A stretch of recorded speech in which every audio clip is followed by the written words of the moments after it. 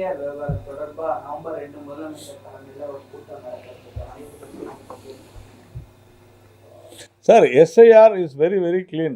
எஸ்ஐஆருக்கு ஏற்கனவே நேற்றே ரெடி ஆகிட்டாங்களே.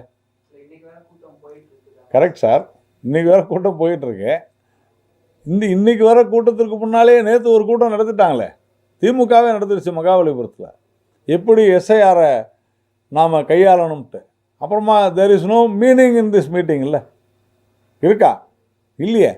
நேற்று எஸ்ஐஆர் பற்றி பேசுகிறாங்க, அதை எப்படி ஹேண்டில் பண்ண, எப்படி கையாள வேண்டும் என்று முதலமைச்சர் தன்னுடைய தொண்டர்களுக்கு சொல்கிறார்.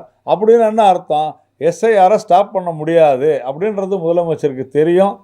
எஸ்ஐஆர் வேண்டும் என்பதும் தெரியும்.